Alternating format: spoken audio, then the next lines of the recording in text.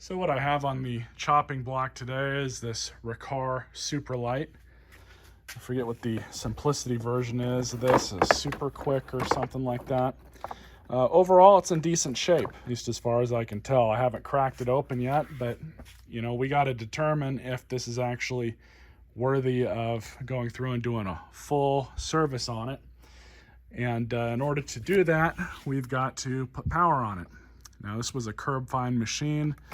The tweaker's already got to the cord.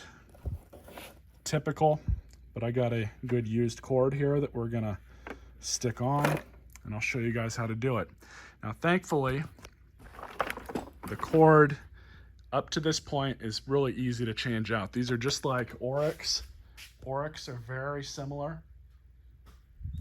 All you have to do is take apart this handle and you'll have access to everything inside of here.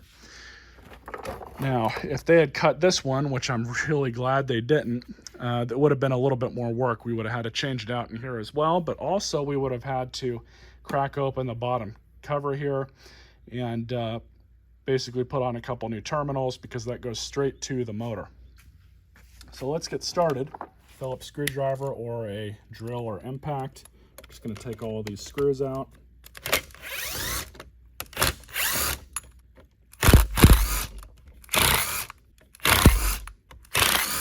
Now when we take this last screw out, the bottom part's probably going to fall down onto the workbench.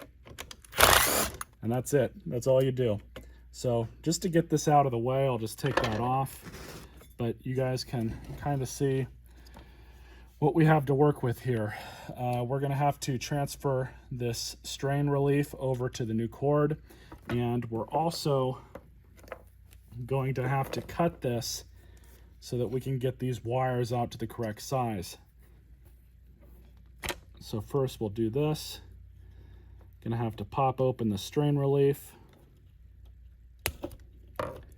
Just like that. Now we have better access to this. So, unfortunately they use these side terminals, so we're gonna have to get a little creative here. So before we forget to do anything, put the strain relief on. And I'm going to push that all the way back just to get it out of the way. All right, so I've got everything ready. Just going to put a small amount of solder on these wires.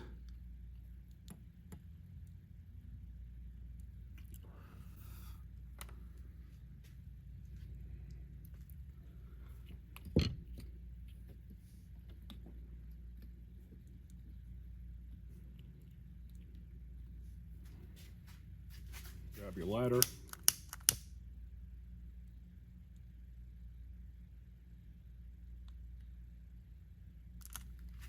There it is. Now just to do the other one.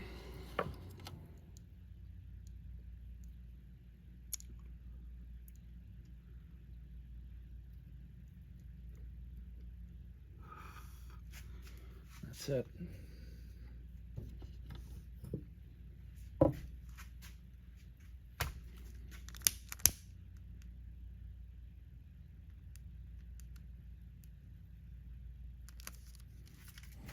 So the trick now is getting this situated exactly how it's supposed to go back together.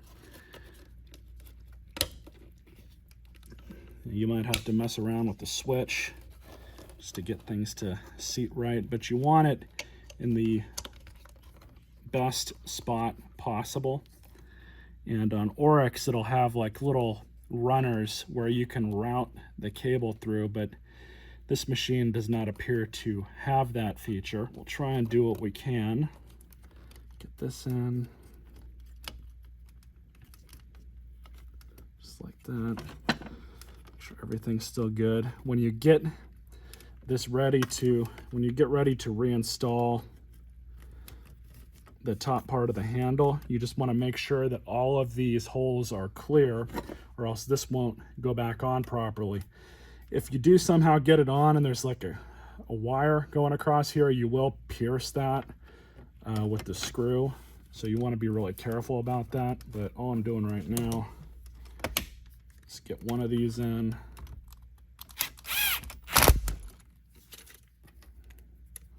Now you notice, even though that this tool I'm using is an impact, I know this tool really well, and I'm not sinking these screws in by any stretch of the imagination.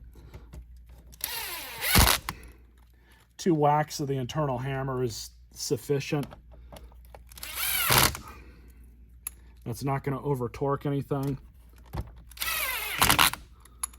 But if you, and there we go. So everything's done.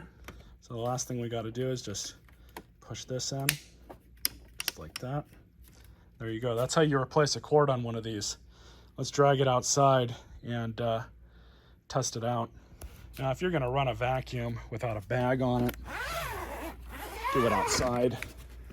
This thing's pretty dirty inside anyways, but get it up on off.